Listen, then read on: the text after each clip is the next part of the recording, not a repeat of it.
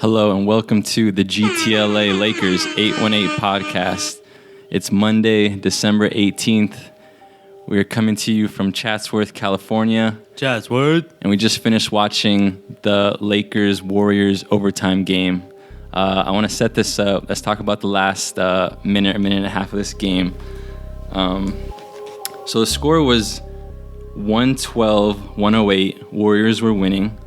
We had the ball with a minute 30 left about. Ingram drove it in and kicked it back out to Kuzma, and he hit a huge three-pointer to cut the Warriors lead to 1. So after that three, it was 112-111, a minute 30 left. The Warriors came down. Klay Thompson ended up shooting a three, which he missed. And then Lonzo came back down, and Lonzo finally woke up in overtime after being asleep for most of the game. Drove it down and drove and got a layup like real quick, and we took the lead. We actually took the lead finally, like throughout regulation. I don't remember when the last time we had a lead was, but we actually took the lead with exactly a minute and 5 seconds left.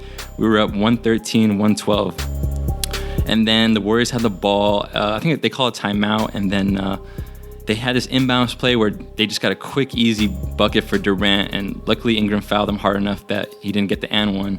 So Durant went to the line. We were up 1. He made both free throws, so the Warriors went up 114-113 with about a minute left. We brought the ball down. Somehow Randall ended up getting fouled with about 30 seconds left. He made one of the free throws, one of 2, which tied the game 114-114. So the Warriors had the ball, tie game. Durant, somehow Lonzo ended up on him, and he just sauced him up, crossover, pulled the jumper, boom. It's too easy. And the Warriors went up 116-114 with 6 seconds left. And I don't know what exactly happened about not like within the last minute where we didn't have a timeout, like something with Durant and his shoe, and we had to use a timeout. So we didn't have one. So we quickly inbounded it with 6 seconds left. Lonzo drove fast down the lane, but just got swatted, and we lost this one.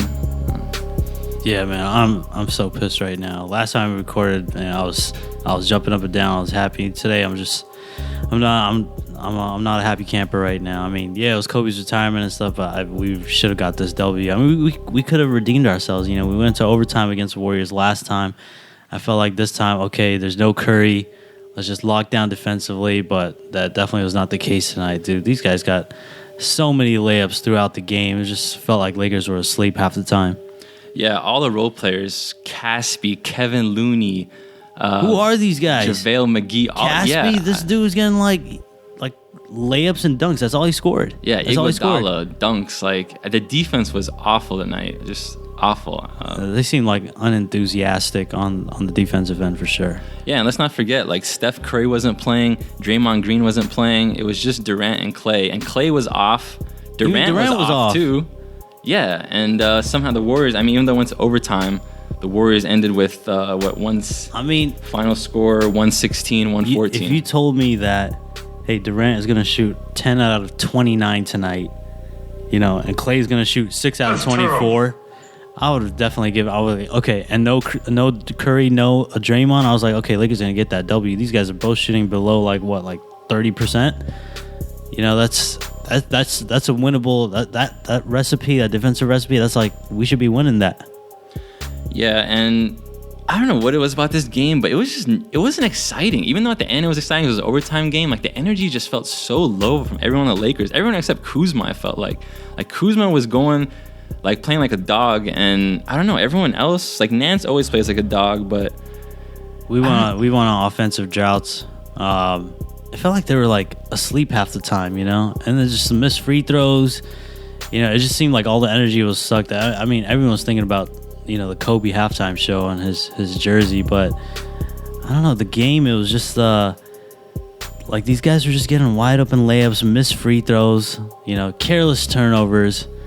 I mean, the free throws were really killed us. I mean, we could have went up if Randall had made that last free throw. Yeah, if he made both of them.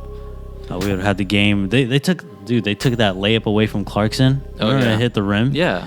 That was That's a bad call by the refs. The refs are blown. Awful. I'm sorry, the refs are blown.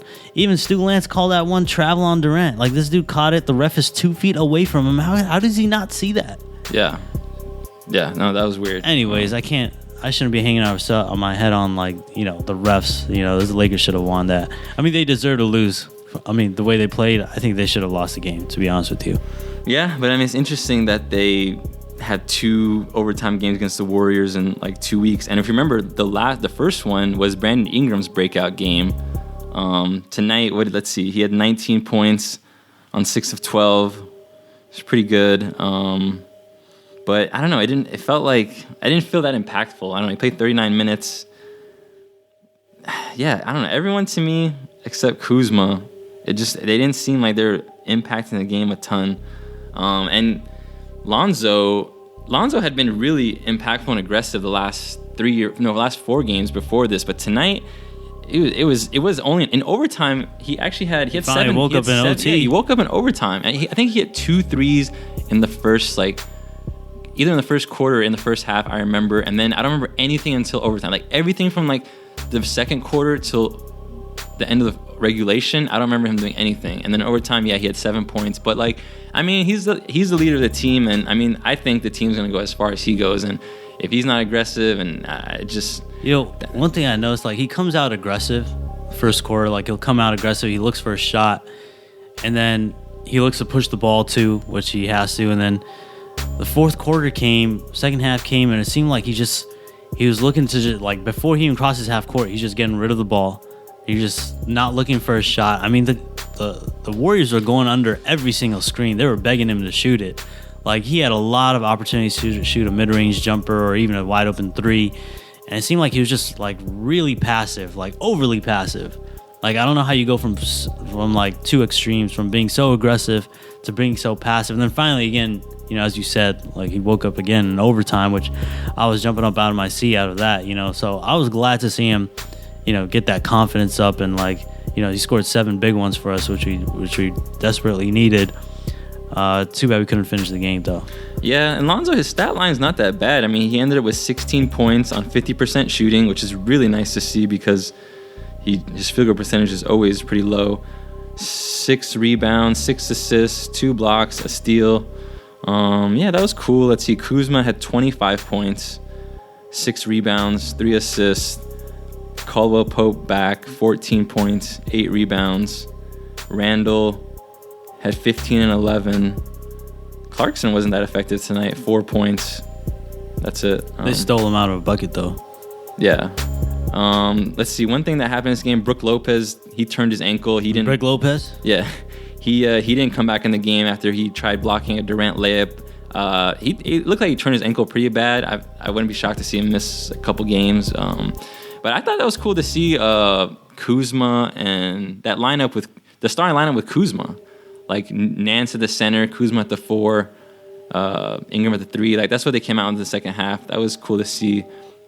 Ingram also went to the locker room at one point. He went up for a drive and got swatted, and he fell down. Yeah, hard. He fell down. I guess they said he had a cheek contusion. I don't know what that sounds. Cheek contusion. That's the first time I ever heard that. Yeah, that's pretty weird. But yeah, no, this game, I don't know. I just wasn't. I wasn't that excited by it. Like, I don't know. It wasn't exciting to me until overtime, like the last in the end of regulation. So yeah, let's talk about the week in review. So last time we talked, it was after the you know what? Actually, no. Let's talk about the jersey retirement. We should do that first. So yeah, Kobe got his jersey retired today. 8 and 24. Yeah. So seeing him, it was nice. I don't know. There was so much talk about this 8 versus 24 thing. I mean, I don't know. I didn't really. Who can, I mean, that was like the whole talk. It's like, no, let's talk about Kobe. Like, what were your feelings about, I don't know, the ceremony or just whatever, the whole thing in general? Like, I mean, it was gonna happen. Like, everyone knew, like, Kobe's jersey was gonna be up there. This is even before he retired. Like, I just thought it was kind of early, just because. Yeah. I feel like all jersey retirements I've, heard of, seen of, observed, they've always come like, years after the player is gone, and then it gives us a really chance to, remember and embrace and, soak in, how great that player was and what kind of impact they had for the team and for the game. And, it feels really early. Like, I literally felt like yesterday that we watched Kobe 60 points in his last game. Yeah. So it was kind of odd in the sense that we're retiring his jersey so early. Like, you were telling me before, like, if we retired his jersey, let's just say, 5-7 years from now, he would probably have gone like a 10-minute standing ovation. Right. Probably, it would have been a lot more impactful on, the fans and everyone. We would have really cherished him, I mean, not that we don't do now, but I just thought the effect would have been magnified. Yeah, no, I agree. I think personally, like, a jersey retirement should take place after the player has, like, aged a bit. Like, he shouldn't look the same as when he retired. Like, he should look a little bit older. Like, let time pass a bit, so that when we do see the highlight reels and stuff, like, they're not just like, I feel like I've seen them all recently. Maybe it's just me and us. We just watch this stuff a lot, but like, it would have been nice to see the videos and stuff, like let time pass so that when we see it, it's like, man, like, yeah, like that was, oh man, those times were awesome. But no, still it was great. Obviously, well deserved. Definitely. Hey, what's your favorite Kobe memory? I mean, there's so many of them, but like, what's your what stands out in my what head, stands out? What first? like or what stands out? And then what do you? What's like your what? What was a moment that you thought Kobe was like, okay, this dude he's gonna be great. Like, this guy's for real. He's gonna be great. Like, well, I just remember when I was super young, because we both started watching the Lakers randomly the year Kobe came into the league, 1996. And I don't know what it was. Just as a kid, I mean, I was 8 years old. It just seemed whenever he came into the game, there was some sparks, some electricity. And I just remember I was always the oohs and the ahs. So excited when I'd always wait for Eddie Jones to get 2 fouls, because I knew that meant Kobe was coming in. Like, I vividly remember that feeling. Like, and he would just come in at least once every game, just do something like random. Like, he'd do like a reverse layup or some 360 dunk. Like, back when Kobe first came out, people don't remember, especially all the youngsters. Like he was doing a lot of fancy stuff, like a lot of highlight dunks, like, which I feel like you don't really see that much today. Like, people don't do that many 360s and windmills anymore. Like, in the 90s, it was more like the thing to, like, if you're open on the break, you do something like flashy. And Kobe used to do a bunch of stuff, and it was exciting. It was really exciting to watch. I'm trying to think. I mean, definitely when I always think about that Mavericks game, the 62 points in 3 quarters. I think that's one of the godliest performances in NBA history. For a player to single-handedly score an entire NBA team after 3 quarters. Kobe had 62 points against the Mavericks. The Mavericks had 61 total as a team at the end of the 3rd quarter. He didn't even play the fourth. And the Lakers were up so much that Kobe didn't even play the 4th. That is domination. I mean, that is... Who does that? Like, that's the team that had Nowitzki. Like, yeah, Nowitzki. Who did they have? Did they have Nash at the time? Maybe, but that was an offensive power team. Yeah, they had they had Sean Marion. Really, like, a one player can be an NBA team for 3 quarters.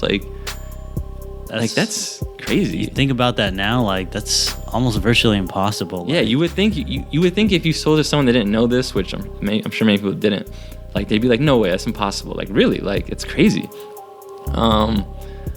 The first championship against the Blazers, like, that series, I always remember. Just the lob from Kobe to Shaq, like, that to me is my favorite. The single play that stands out to me the most in Laker history. That 4th quarter, like, that made that dynasty. Yeah. I mean, because if we didn't win that game, like, who knows what would have happened? Like, and then next thing you know, you got 3 championships after that. But I mean, my favorite breakout Kobe moment that I really remember, and I was like, okay, this guy is for real, was it was in 99, or was it 98?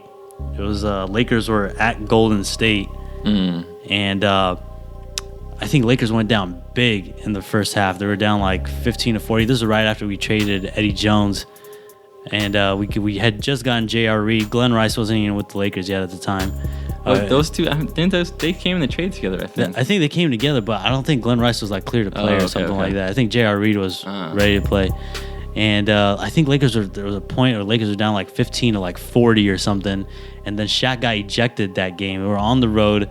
Jordan was sitting in the stands watching, and Kobe led this amazing comeback. And the game went into overtime. Like, he tipped the ball in at the end of regulation off of a missed free throw from J.R. Reed, and that put the game in overtime. And then he went off in overtime. It was just the craziest game on earth I've seen. I was just like, okay, this kid is gonna be special. From that time, I was just like, this is my Kobe moment. And you know, he's had so many moments, countless. It's just we can't even. This episode will go on forever. We try to bring up every single Kobe moment, but that one stands out. That's one of my favorite Kobe moments. That one stands out to me the most. Yeah, and today and yesterday I was doing a lot of prep work, getting the Instagram page. By the way, if you're not following us, follow us at GTLA Lakers 818. The page is popping right now. I got so much good Kobe stuff, and just looking back at all the highlights and stuff, like I was like, man, like it for me, when I think what sucks to me for Kobe is that his last 3 years were so bad that like all like new basketball fans that kind of only knew Kobe the last 5-6 years of his career, just like people couldn't cherish him as much. Like youngsters, when we go play ball at LA Fitness and stuff, kids they don't know number Kobe. 8. They just they don't know number 8. That, but they just like talk about like Kobe like he's an average player. Like they didn't like. I mean, it was just that's what's unfortunate that his career ended that way and like this not. Yeah. Because he really wasn't good like the last 3 years, like after the Achilles tear. But yeah, next will be the statue. I don't know when that's gonna come out, but hopefully they wait for that. I hope that's not like next season. They should wait, like give it some time. Like let us, at least like, a couple. At least the rate that they're going, like I'm gonna be like, okay, 2 years is a long time. Like yeah, hopefully they give it more time than that. Yeah. All right. Well, let's talk about the weekend review. So after the last podcast, our record was 9-15. That was after the thrilling game against the 76ers where Brandon Ingram hit the game winner. Since then, the next game we played Charlotte and we won. And that was a very good win, which we'll talk about very shortly. Then we played the Knicks. We lost. We played Cleveland. We lost. And we just played Golden State and we lost. And now the Lakers have actually lost 8 of their last 10 games, and their record currently stands at 10-18. They're improving, but the wins aren't piling up, unfortunately. But it's a young team. Every single loss that we've had has been so close. Yeah, they're in the games. How many overtime? Like twice against the Warriors, once against the Knicks. You know. Yeah, the Knicks was overtime. Cleveland was pretty close. You know, so we're giving ourselves a chance. I think. You know, we're always there. We're always in it. We're not getting blown out. You know, like last season, we're just always getting blown out. So we never go down big. You know, I haven't seen that. Yeah, we don't. We always give ourselves a chance. We're right there, but you know, the only thing positive I could see out of these losses is just it's a growing experience. You know, it's that growth that comes with it. It's the maturation of the team, and you know, it's just that's how they're gonna grow. They got to experience these tough losses, and that's how they learn from their mistakes. And you know, it's a slow process. Like I can't. I want it to happen overnight, but I know it can't. You know, that's the frustrating thing. Yeah. Speaking of maturation, that's actually the first thing I want to talk about now is Lonzo Ball's maturation. So for me, I've set personally that Sixers game, the one that we won with the Ingram game winner, as Lonzo Ball's milestone 1. Like he reached milestone 1. Like it took him about that long, about 20 games. We really struggled, and that game, I saw a new Lonzo. I saw what we like to call UCLA Lonzo. He finally just like broke all the blocks in his mind, and he just played. Like Lonzo is a free-flowing player. He's not a system player, and he kind of just was like. I remember, especially in the third quarter, I remember actually from the beginning of the game, he was just driving to the bucket. I remember he got layups. So I rewatched the highlight reel today, and. Yeah, that was really good to see. And since that Philly game, he played. He had 4 straight good games. Like tonight, I wouldn't call it. I don't know. He had an okay game. Like his stats were pretty good, so that's cool. Like at least now he's getting good, respectable numbers. But that Philly game to me was him reaching a milestone, his first milestone in his career of like, okay, I've reached level 1 at least, and now I'm more confident. And you can tell he's hitting his jumper. Like he ain't Super Saiyan yet though. Yeah, he's still far away. I mean, he's still far away, but at least he finally hit like a confidence milestone. Like, okay, I belong. The ball I can just flow. I don't have to always run the play. If I have a wide open break, I can go. And he just needs to do that. Like, stop slowing the game down. Like, we look our best when he's just pushing it and playing Lonzo ball. Like, Lonzo is like it's like telling Magic Johnson, oh no, don't do showtime. No, like Lonzo has to do Zo time. Like we have to be running and gunning and fast breaking. Like You don't put Magic Johnson in a half-court system. You don't put Lonzo Ball in some half-court dribble weave offense. Like, he's gonna get, it's not how he plays. Like, and it's gonna loosen up. We have young athletic players on this team. Everyone should be running and gunning. Can't confine it.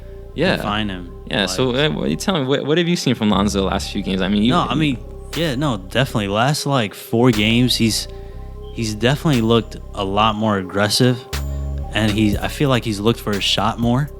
And his shots actually been falling. Like his shooting percentage, I don't know his exact shooting percentage for the last 4 games. It's a lot better. I'm sure it's a lot better. I think tonight was the first time they said that he shot 50% since like November 22nd. Yeah. I think another game before that he shot like 5 for 11. That's not 50%, but that's a lot better than what he's been shooting before. So, I'm glad that he's looking for a shot and he's looking aggressive. Like, dude, that Knicks game in the third quarter, I'm sure we're gonna talk about that, but. Dude, I was excited. I was jumping up and down. I was like, oh my God, this is the Lonzo we've been waiting to see. Like, it's in there. Like, it's in it. It's in him. Like, it's just laying dormant. It's just got to wake up. And he's just got to bring it. Like, he's just got to be focused and zoned in that aggressive state of mind, like, all the time. Like, it can't be for spurts, like, which is what we're seeing, Yeah. But when he does become aggressive, like, they're a whole nother team. Like, it gives them a whole nother dimension, just like how Kuzma is given the Lakers a whole nother dimension. Like, when Lonzo gets aggressive and he gets, confident, like, it gives a whole nother dimension to the team. Like, when he starts making that jumper, it makes the defense react in like ways that it makes him hard for the team to guard him. Like, and I think he's just got to stick with that. I think that's what LeBron was telling him too after that Cleveland game. Yeah, no, I agree with everything you just said. So yeah, Laker fans, Laker Nation, I'm telling you, mark that Philly game as Lonzo's milestone 1 game. Like, that was a first turn in his career of confidence. Let's go ahead and now talk about the game against the Hornets. This was a really good win for the Lakers. This game was exciting to watch. It felt like the Lakers actually looked like a playoff team in this game. On the road. They were on the road. They won the game pretty handily. The Hornets were up 4 at halftime. At the end of the third quarter, we went up 1. And then in the fourth, Jordan Clarkson went off. He went off. And then we ended up winning by 11 points, 110-99 to a respectable Hornets team. I don't know if the Hornets are in the playoffs in the East right now, but they're a decent team. Like, they're not great, but on the road to win by double digits for the Lakers, like, that's something you don't really hear. You haven't heard that in the last 3 years. So, for me, I kind of thought this was Luke Walton's FU game to LeVar Ball, because Lonzo was playing well this game. Like, he played well. I mean, he had 5 points, 5 rebounds, and 9 assists, which doesn't sound all that great, but he was playing really confident. And but he didn't end up. He didn't play the whole fourth quarter. And this was right after all this controversy about LeVar kind of like bashing on the coaching, and it was kind of like, that's when I was watching the game, I was like, because I remember there was 4 minutes left to go in the fourth quarter, and I was like, man, like, Lonzo still hasn't played. Like what's going on? I mean, but we were playing well. And Clarkson had a game high 22 points. He had 14 points in the fourth quarter, and he looked unstoppable. Yeah, and it was like Luke Walton saying, "Haha, LeVar, yeah, we can win without your son." Like, I don't know. That's what I felt, kind of a small thing in there. Maybe I was reading into it too much. But, actually, Clarkson and Randall both played really well in the fourth quarter. They were killing it. Randall finished the game with 12 points, 6 rebounds, 3 assists. And Clarkson and Randall are actually ranked number 1 and 2 in the NBA in points per game for players that haven't had any starts in this NBA this season, which is pretty cool. Yeah, they had a nice 2-man game going on that fourth quarter. Yeah.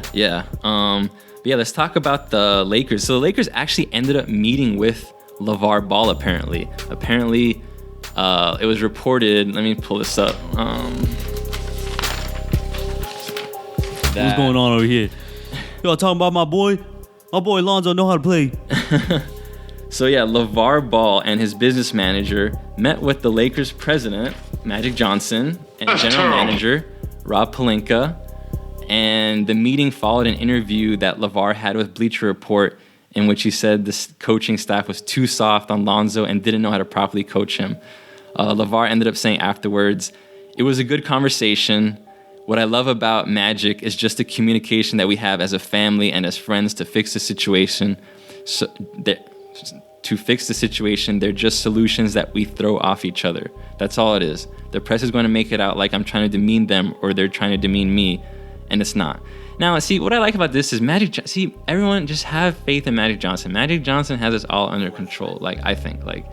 I'm not worried about it because Magic's there. If it was Mitch Kupchak and Jim Buss running the show, I would be worried about LeVar. But Ooh, Mitch Cupcake? yeah. So yeah, that was kind of funny thing I thought. So the Lakers actually met with him, and they remember at the last podcast we talked about the LeVar Ball rule. Suppose that they instituted the media now can't interview family members or friends of players after the game. So Magic will find an amicable solution to all this. I think he's gonna play middleman to this whole Luke LeVar thing, and like I said, Luke, he didn't play Lonzo this game. We won. He didn't play in the fourth quarter. Ingram had 18 points. Pope had 15. Kuzma had 12 points and 14 rebounds, a double-double. And with this game, this was Kuzma's third out of his last 4 games. He had 3 double-doubles, including this game, which is cool. Nice. Yeah. And I have a trivia question for you about Mr. Kyle Kuzma. And we have a fan question from iTunes about Kyle Kuzma. All right, so the trivia question. Bring it. How many games this season has Kyle Kuzma scored in single digits, do you think? Or do you know? I'd say... He played now 28 games this season. How many do you think he's scored in single digits? I'd say 3. Damn. You got it. I got it. Yeah. Damn, for some reason I was really counting towards 2. I know for sure he has 2 games where he scored in single digits. But I just said 3 just because I just felt like maybe there might be one more somewhere. But I know for sure he's had 2 games. I know the one game he did score in single digits. The next game he came back and he just bounced right back. He doesn't really. I haven't seen him go on any type of really bad slump. Which is great for a rookie. Yeah, no. To me, when I saw this, that's crazy for a rookie to every 25 out of 28 of your first NBA games to score in double figures, and most of those coming off the bench. That's crazy. That's crazy impressive. And again, we're talking about the Western Conference Rookie of the Month here, Kyle Kuzma, who I believe is still, he's definitely still the Lakers' leading scorer this season, points per game. Let's look at our fan question. So, hey, if you want us to answer any questions, leave us a 5-star review on iTunes with your question in the review. And that's, again, go on iTunes, type GTLA. We'll come up, we'll pop up, you'll see our logo. Leave us a review, please. 5-star, 5-star, 5-star. Leave a question. This question comes from username Ed Weirdo. It's a nice name. It's funny. I like it. He asks, do you guys think Kyle Kuzma should be starting in place of Larry Nance? Seems like he's our best player right now. Why isn't he starting? How do you want to answer that? Go ahead. I don't think he should be starting in front of Larry Nance. At this point, at this moment, I really think he should be starting in place. Maybe not starting in place, but I think that lineup should be adjusted. I really wouldn't mind him starting. I would love for him to start. But I think Brook Lopez should be coming off the bench because he just seems like he's really non-effective in this offense. And I would like to see, this is a lineup I would like to see. I'd like to see Nance starting at the 5 in place of Lopez. And then you can have Ingram and Kuzma interchangeable at that 3 and 4 spot. And then you got Lonzo and KCP at the 1 and 2. So, I would love to see Kuzma start. I hopefully, Luke will actually make that change before the season is over and make that the official starting lineup. And you never know. He might be starting soon. And Lopez hurt his ankle tonight, so we might be seeing more of that. Yeah, no, with Brook, if he's out a few games, if the Lakers look good with Kuzma starting while he's out, that lineup can end up sticking. But I like how you turned that question around, kind of. I don't think he should be starting for Nance either. I love Larry Nance. I don't know. I've noticed just on social media and just seeing around, a lot of people are starting to turn on Larry Nance. But I don't think it's because of Larry Nance. I think it's just because they like Kuzma more, which is totally fine. But Larry Nance this guy's Mr. Intangibles. Like, he does a lot for the team. I know it doesn't show up in the box scores, but he saves the Lakers a lot. Man, like, a lot of plays. If you're watching the games right now, like tonight I was yelling. I was like, why is Larry Nance not in? Like, he gives us that defensive presence down low, and he gets rebounds. Like, we need that from our big man, and he can run the floor. You know, he's quick off of his feet, and he's a highlight reel waiting to happen. As we saw, he just jammed it on Durant Nasty tonight. You know, so I like Larry Nance starting. I think he is like an important piece that you need for a great team, for a winning team, for a championship caliber team. Like, you need guys like Larry Nance out there. What I don't think you need is guys like, you know, there's not to knock on Brook Lopez, but I don't think Brook Lopez fits with this team. I mean, if you want a team that's stay in your lane, out running and gunning and, you know, moving the ball, you know, Lopez, I just don't see him fitting. I think Larry Nance fits perfectly with them. Yeah. So thank you, Ed Weirdo, for the question. And again, ask us any question. We'll answer it. Just leave a review. 5-star, 5-star, 5-star. iTunes. All right, let's move on to the Knicks game. First thing I want to talk about with this game is something that happened before the game even started. So what that? If you remember, like, before the season started, Lonzo had some quote about how Mr. Nasir Jones, legend hip-hop artist Nas, is no longer relevant to hip-hop, something like that. And then this game, he ended up wearing a hoodie with his face depicted on the Nas album. Did you see this? Yeah. I saw it. And then, so it was definitely kind of a shot at Nas, I guess. And but then, you know, the way I see it is okay, like, let's just say you take it for face value. You got Lonzo's picture on Nas's album cover. Mm-hmm. You know, the way you can look at it two different ways. You can be like, oh man, Lonzo is paying his respect to Nas by even wearing his album cover, but he's putting his face on it. Like, that's how much Lonzo, you know, I guess you could say, you know, has given Nas a respect for the rap game. Like, he's actually, you know, putting his face on his album cover. I mean, there's so many rappers out there. Oh, what are you talking about, man? There's so many rappers out there. They got their face and their picture on their own album cover, but he didn't choose anyone else's. Like, he chose Nas's. Like, Nas should be like, oh, okay, cool. Like, he likes my album. Like, he's actually rocking my album. Yeah, it's got his face on it, but he's actually got my album cover on it. I mean, you can look at it in a positive way. That's a positive way. But yeah, it's like a shot at him too. Like, you know, well, bro, you like, this is my town now. This is my album. Like, I run this. Like, you can look at it like that too. Well, Nas had a bit of a response. What had happened? So after the game, so the Knicks won the game, and Nas went on his Instagram and posted a photo of the New York Knicks logo, which the inference was that Nas barely ever posts anything. And he never really posts any Knicks things, but the fact that he decided this one time finally to post the Knicks things after the Knicks beat the Lakers, beat Lonzo, he was proud of the team. So yeah, I think Nas took it away that it was a shot.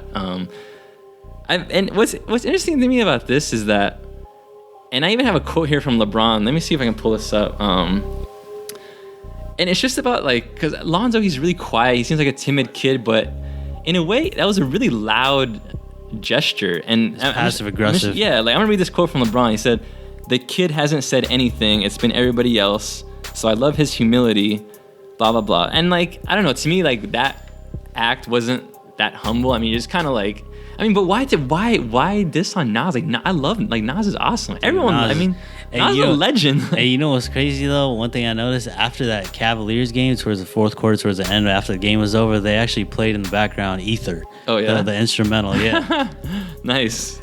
I didn't notice that. Yeah, I noticed that. I was like, are you serious? Are the Cavs really doing this? They're trying to get in Lonzo's head. Yeah. So, anyways, yeah. So, hey, Lonzo though in this game he had a killer third quarter. Bro, that third quarter, I was psyched. That was sick. I was just like, he was going at Porzingis, bro. He was dropping threes. He was taking it to the rack. He looked like he was the best player on the court. Yeah, he scored 10 points in the third quarter.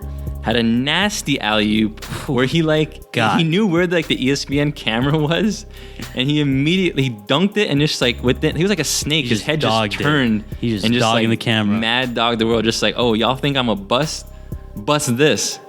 And Oh man, I love that. I like that. That was sick. I have the video from my Instagram. Check it on the page. Check it on the page. GTLA Lakers 818. Yeah, so Lonzo finished with 17 points, 8 rebounds, 6 assists, 2 steals, a block, and 3 3-pointers. And he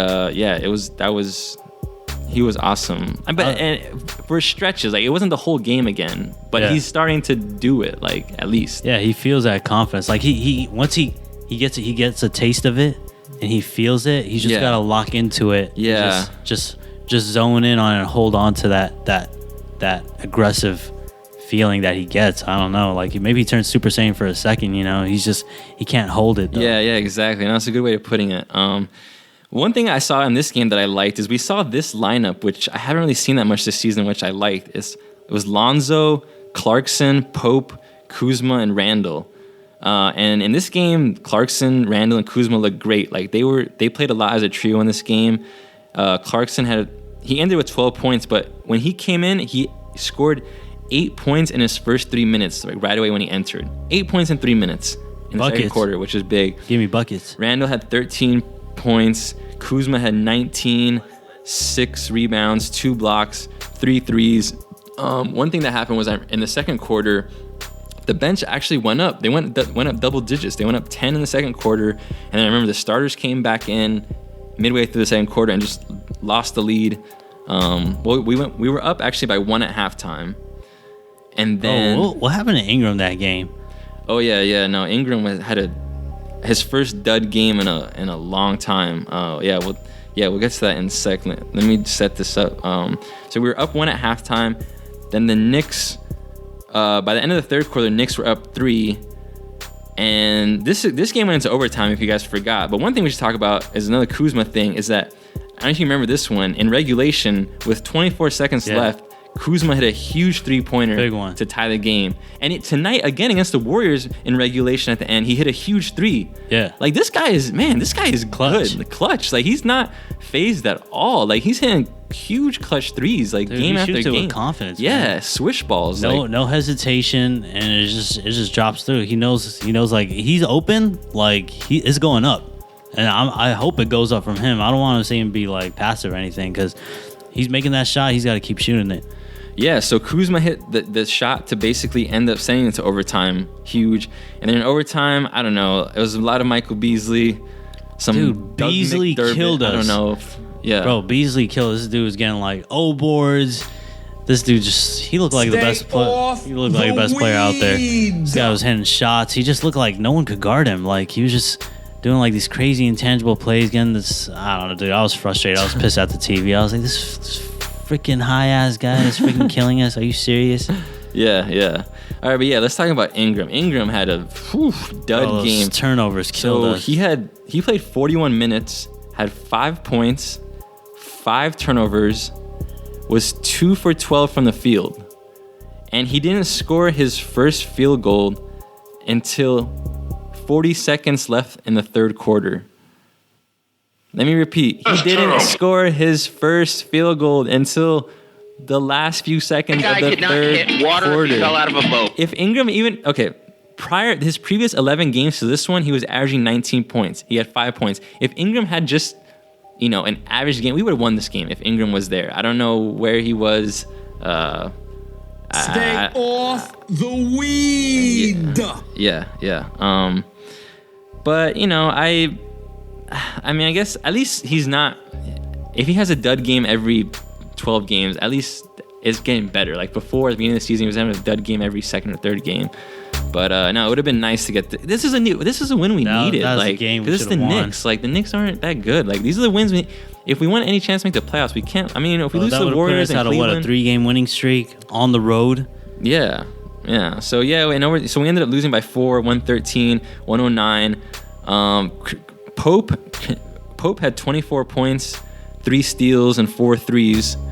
But let's talk about Porzingis a little bit. Man, this guy looked good. He had 37 points and 11 rebounds, and all I could think about watching that game was, man, big shots. I wish we drafted him over D'Angelo. That's all I was thinking. I was like, wow, if we had drafted him, it would. Oh my god, he could shoot that 3 like Durant, like with range, like easily 1 or 2 feet behind the line.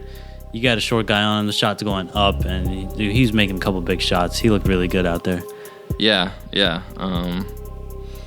That was. We really need to win this game, but whatever. All right, let's move on and talk about the Cavs game. And you know what we're on, everybody? We are on LeBronzo Watch. LeBronzo 2018. Let's just, okay, we have a lot to talk about and unpack from this game.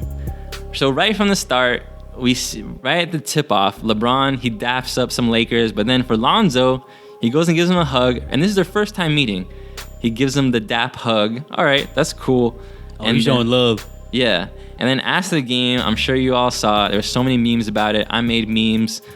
LeBron went and like had a secret conversation with Lonzo Ball, pulled him over to the side, tucked his mouth into his jersey, and well, he thought he was clear. He thought no one was gonna hear, but apparently the term a hot mic picked up what he said, and I have the quote. There's a dude with that was videotaping him.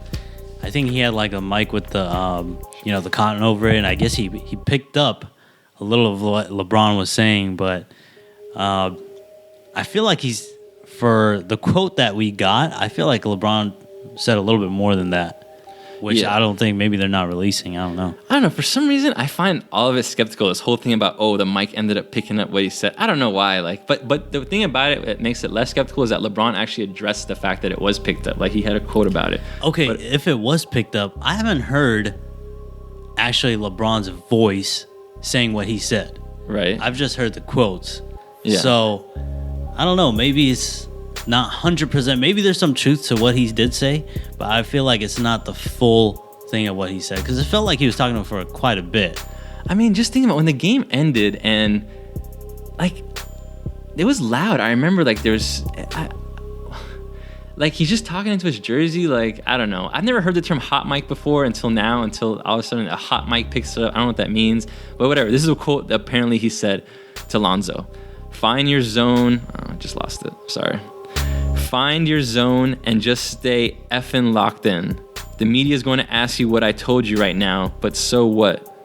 Just be aggressive every single day. It's white noise. That's all it is. All right?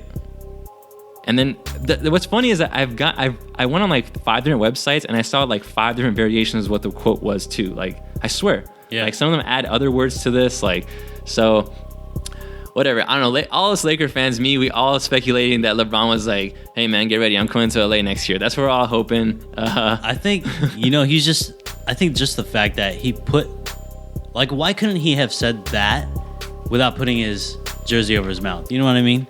Like, if there was more to it than that, I mean, if that's all that was, like, why did he have to cover his mouth? I think he was, I don't know, maybe it was just LeBron is just, messing with the media, messing with everyone, and he just wants to stir up that rumor and stir up that, that thing. Okay, I might be coming to the Lakers, blah blah blah. Like, hey Lonzo, like, you ready for me? I'm coming, blah blah blah. Maybe he wants us all to think that's what he said. Maybe he did say something like that. You never know. Like, because I just feel like if that is what LeBron said, how come there's no audio release of him actually saying that? Even if it did sound tainted, like, someone's got to put it out. Yeah, that's a good question. That's a great question. And I don't really actually think LeBron was like, hey man, I'm coming to LA. Like, he wouldn't say that at that moment, but whatever. But what's interesting, I remember I sent you a video today on Instagram of the Cavs played the Jazz either yesterday or today. I don't know when it was. And LeBron after the game went and talked to Donovan Mitchell, like right after the game, dapped him up. And like, he didn't cover his mouth to talk to Donovan Mitchell, who's also a rookie who's balling. So why for one person you cover your mouth, but not another rookie who's doing great this year? Like, but yeah, LeBron's super smart. He knows he's either trolling us or he's just feeding into it. He knows what he's doing. LeBron knows exactly what he's doing. If he could be just trolling and just trying to make a story. Like, he's like that. He can, but whatever. He's telepathically talking to Lonzo. That's what I think. Yeah. Oh yeah. So I actually have some quotes that LeBron had about Mr. Ball. He said, stay in your lane. Nah, he didn't say that. I'm just saying. He said, quote, "So can I draw any parallel to my experience? I mean, of course. I guess when you're drafted to a franchise, they want you to kind of be the savior, and it takes a while. I mean, listen, man, this guy is 20-something games into his pro career. Ish doesn't happen that fast. Here it goes again. It goes back to my instant oatmeal quote. Everybody wants it right away. Can he play ball? Absolutely. The kid can play ball.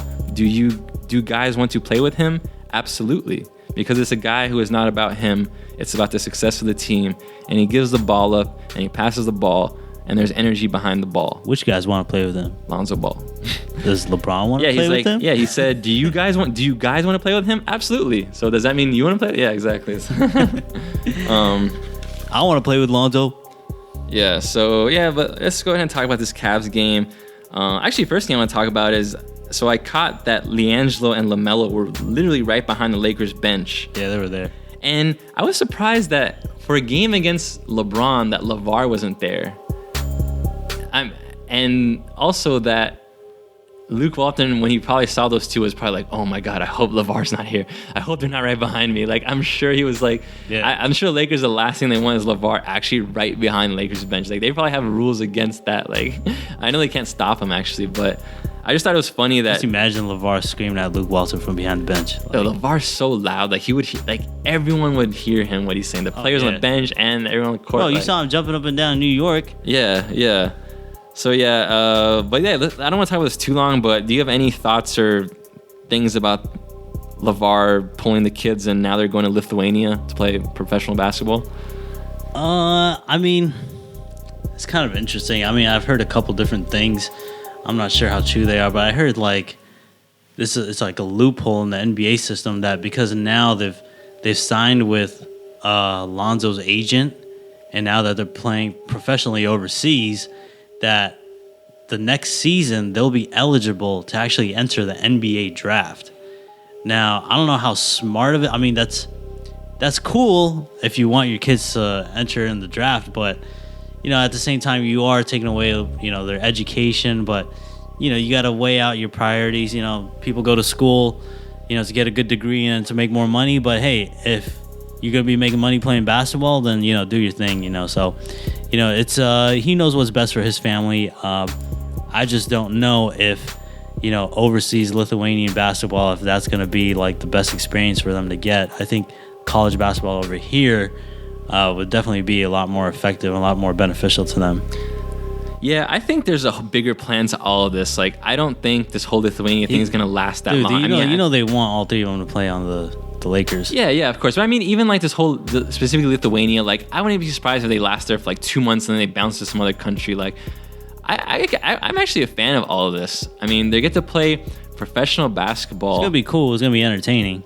Yeah, I mean, and the thing is, for me, I actually think these kids, and I know this is going to sound really bad, but I don't think they need school. Like, your family now has a business that has they're driving Ferraris and Lambos. Yeah. No, but it's like the big baller brand, and this is what people don't understand. The big baller brand has potential to make way more money than what Lonzo can gain from his entire NBA career salary. Like, the big ball, like, if I was LeVar, I'd be like, no, like, even if LiAngelo and LaMelo never make the NBA, if they're just business savvy and helping run into business, they can turn that into a huge thing just with Lonzo being on the Lakers. Like, so I mean, why did they don't need education? They just need to go help and make the business run, the brand run, I think. But yeah, no, give it a shot. Give it a try. Like, I mean, what's good about playing overseas is that, and not going to school also, is that now you can dedicate 24/7 of your life to basketball. Like, you don't have to spend time in class. You don't have to spend time studying. Like, they need to get better. Like, especially LiAngelo, like, he, as all scouts have been saying, like, he's not really on the NBA radar. So if the plan is for him to make the NBA, he needs to practice more. He doesn't need to be studying books. Like, he needs to be practicing basketball a lot. Just off of what you're saying right now, it kind of just clicked to me. Do you think LeVar is actually sending him there to give big baller brand international exposure? Well, yeah, I'm sure that's definitely a factor. That's definitely gonna like put them on the map. I mean, yeah, everyone knows them over here, but hey, now they got international exposure and they could sell their merchandise like everywhere now. That's imagine they go to China Well, that's the funny thing that was actually what people are saying was the initial plan, because they were opening up shops in China, but LiAngelo kind of screwed that up. Now they're not allowed back there. Oh yeah, I forgot about that. I forgot he jacked. There was kind of like a wrench in apparently the China plan, and so no, but I honestly think they might play in Lithuania for like a season or like 4 months, and then I'm sure LeVar will pull them out and be like, oh whatever, screw this, and then they're gonna move somewhere else. But anyways, I don't want to spend too much time on it, but that's an interesting wrinkle in the whole Ball family dynamic. We'll be following them. Only not a ton, but like I'm very interested to see what's gonna happen with them. But all right, let's talk about the Cavs game now. Actually, so Lonzo, let's look at Lonzo's numbers: 13 points, 8 rebounds, 11 assists, had a near triple double, 3 threes. So that's 2 games in a row with 3 threes, 2 steals, 6 turnovers. Ouch. Yeah. That's terrible. Ingram had a bounce back game after the Knicks game. Ingram looked really good in this game. He had 26 points, 6 rebounds, 6 assists, a very Kobe-ish stat line, 10 of 14 from the field, 3 of 4 from the 3-point line. And this was great to see. This is great to see from Ingram, that he can have a bad game and come back and just be a completely different person and be solid again. Kuzma had 20 points and 7 rebounds. We were in this game for the most part, Yeah, we were close. We never got down big. Yeah. We always we cut the lead. I think we even tied the game at a point, or we're down by 2. We go down by 6 or 8. We gotta come back, and then go back down a few more points, and then we come back again. And the good thing is we never dug ourselves in like a really big hole. I mean, we gave ourselves an opportunity to win. But you have arguably the greatest player on the court. It's tough to win a game when you don't give yourself a chance and pull out ahead. Yeah, LeBron was dominant this game. 25 points, 12 rebounds, 12 assists, triple-double. He's had a bunch of triple-doubles. I think he's averaging a triple-double in his last 8 or 9 games. He looks amazing right now. It's insane what he's doing at his age and this point in his career. The MVP numbers. Yeah, I mean, he's just incredible. So, yeah, we lost the game 121 to 112. Actually, I did have one thing I want to touch on this game. Go ahead. I mean, okay, we've been talking about this throughout, Luke Walton and, the lineups and the players he's putting in and so on and so forth. The funny thing is that the Cavs 5, their lineup was actually really, they had a fairly small lineup. I mean, they had Jay Crowder as their center. He was playing center. And for a huge stretch in that third period, for a good, I think 6-7 minutes, I mean, it doesn't sound like a lot, but in NBA time, that's a lot in a 48-minute game. You had Brook Lopez in against Jay Crowder. Now, if you're preaching defense, if that's your main focus, you have to understand, what you're working with. You see that, okay, Brook Lopez is a slow guy. Yes, he's big. He's really tall. He's a big body out there, but he can't move his feet. He can run with a shorter, smaller guy. And Jay Crowder, this guy's athletic. He's quick. He can play a 3. He can even play a 2. And you have him matched. You have Brook Lopez matched up with him. There's just possession after possession, which I noticed that the Cavs were just swinging the ball around the 3-point line, and then Brook Lopez would run out he couldn't close out on Crowder, and he would just go right around him, break the defense down, and then they would just swing the ball for and get an open shot. And that happened literally 4 or 5 possessions in that span, and I was just banging my head this is a time when you need Randall in the game, or you need a smaller guy in the game. Lopez should not be in, and I just don't get it why they couldn't catch that happening earlier. And I just felt like if Randall was in the game, that would have given us a better chance to win the game. So I was just really pissed about that. That was just my observation of the game. That's what I pulled out of the game. Yeah, no, I agree. And Brook Lopez was also involved in a very funny incident where he actually airballed 2 free throws in a row. Off the weed. And he actually almost airballed one tonight The guy against the could Warriors. not hit water if he fell out of a boat. And I don't know. He's just I don't want to bash the guy, but it's I think he mentally was shook. He looked like he got socked in the face. But not just tonight. He got this mark under his eye. But you mean literally, yeah, under his eye. He's got like he had like a mark under his eye. It's like right where a punch spot would be, like in the eye. But no, I don't know. Like at the beginning, like the first maybe 7 or 8 games this season, Brook was like, it was okay. But man, the last like 10-ish games, he's been... No, what's funny is like he airballed the first one, and then Lonzo was just like, yo, man, you good? Like, you okay? He's like, yeah, I'm good. Like, you can read it on TV. You could read what he's saying. He's like, yeah, I'm good. And then he's like, okay, he seems focused. Like, he goes back and he airballs it again. Like, we seen, like, Andre Roberson do that before. Like, he's been a bad free throw shooter. I mean, Brook Lopez is a shooter. Like, how does a shooter airball 2 free throws? I mean, that was just, okay, the airballing the free throws. He missed, like, a alley-oop dunk. He got blocked by the rim, like a great pass from Lonzo, and I don't know, he missed that. And then another possession was, okay, yeah, I understand it's LeBron James coming down the lane for a dunk, but dude, you're the biggest guy on the court. You're the last line of defense. You got to go up and challenge, foul the dude or something, go up. There was a possession where he just literally moved 2 steps ahead of LeBron. He totally moved out the way and just gave him like a wide open dunk. That was a pretty thunderous dunk, but I felt like he could have challenged it better. And even Kuzma looked at him. Did you see that? Like Kuzma, like he shrugged his shoulders. Yeah.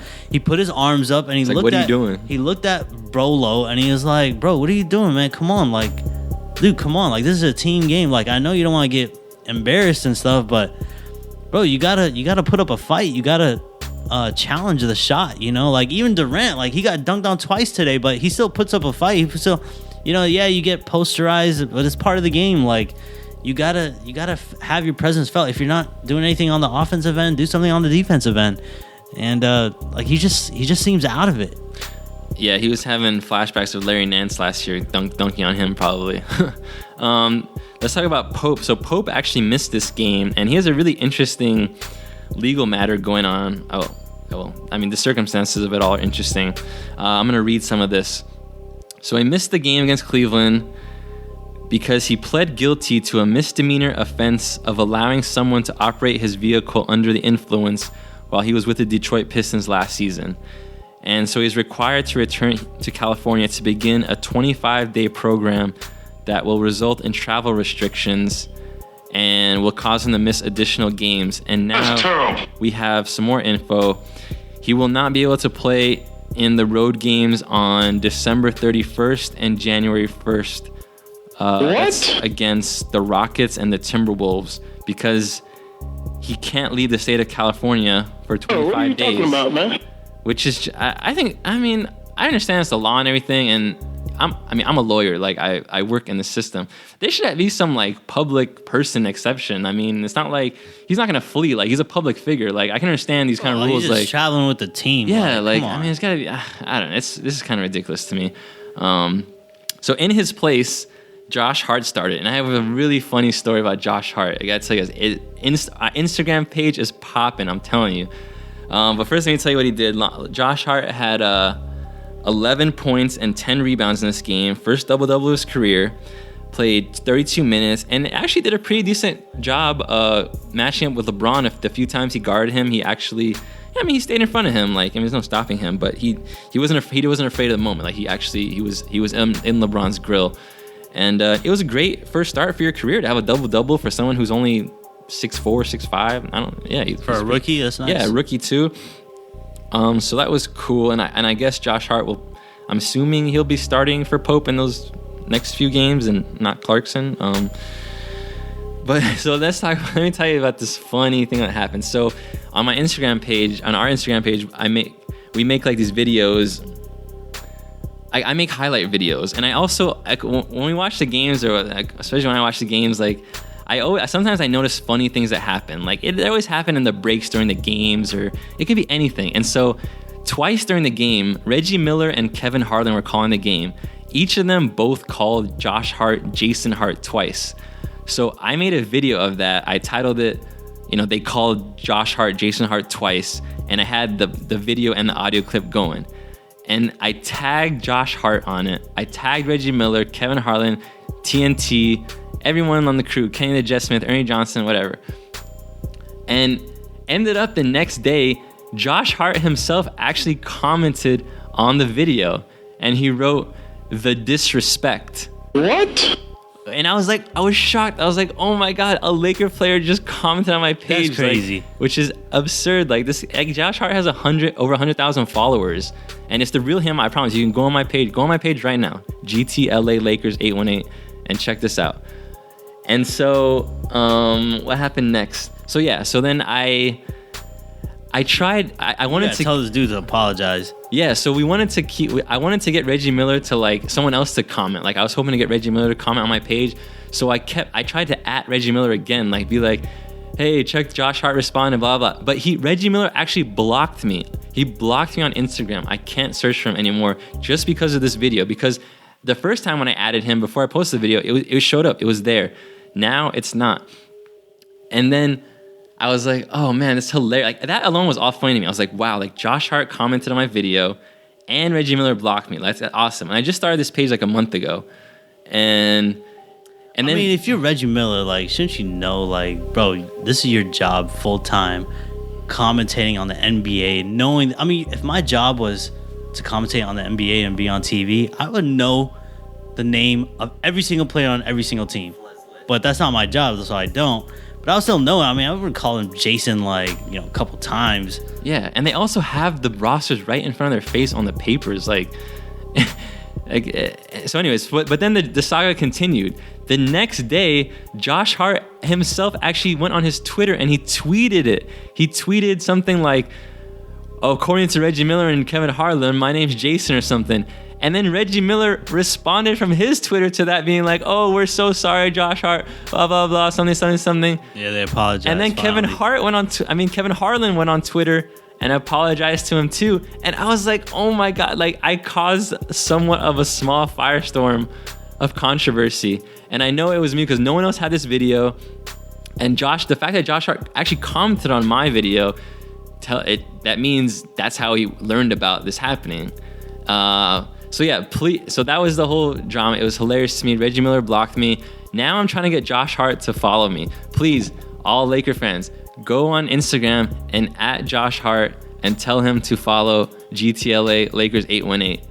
And that's my new goal. We need actually to come up with goals for this podcast. Like I have a few for myself. First is getting Josh Hart to follow our Instagram page.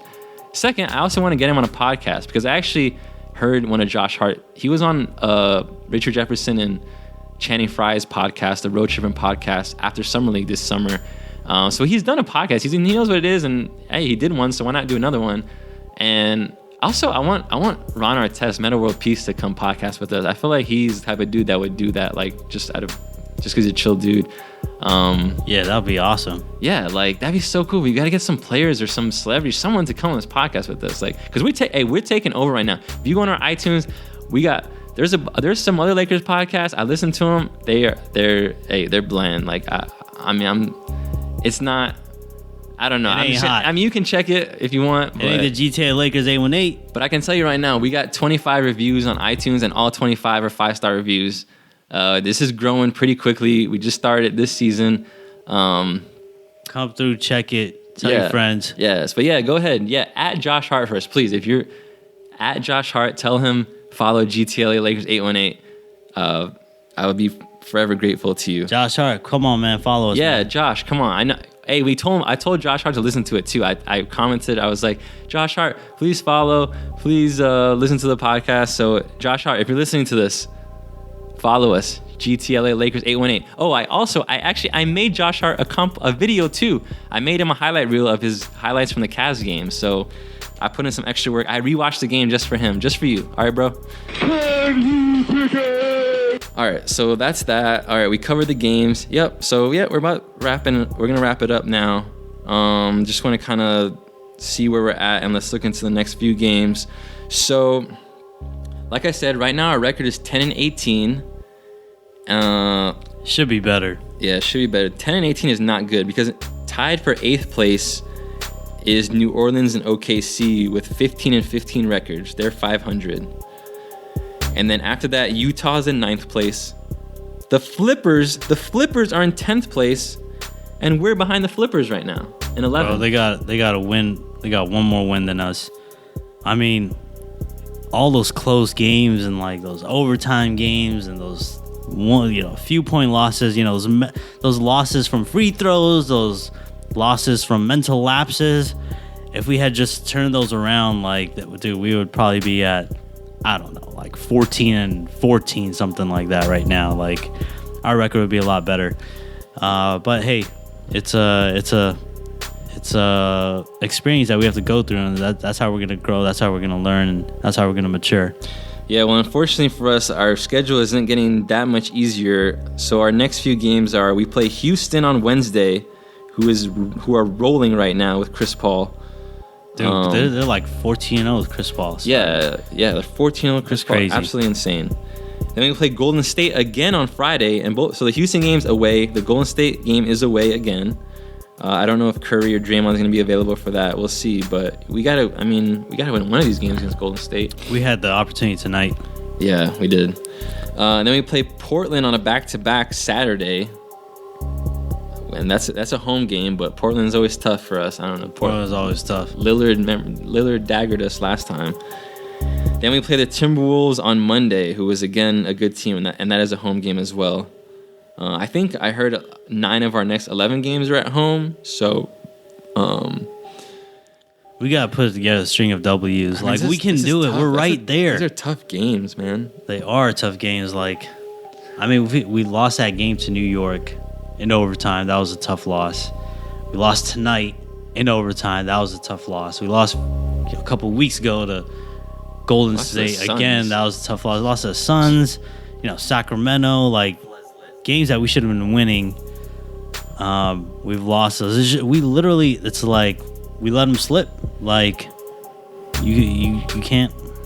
You can blame this, you can blame that, but you have mental lapses, and you have these defensive lapses, and you have turnovers and missed free throws, and I feel like I've said this so many times already, but it's those little things, those small little things that makes or break a team, and we're on the tail end of it. We're catching the bad side.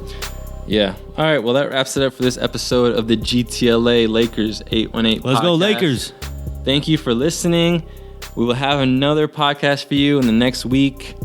Follow us on Instagram, GTLA Lakers 818. And I'll just say it right now because I'm going to add the beat later. Shout out to artist Fleslet for the beat.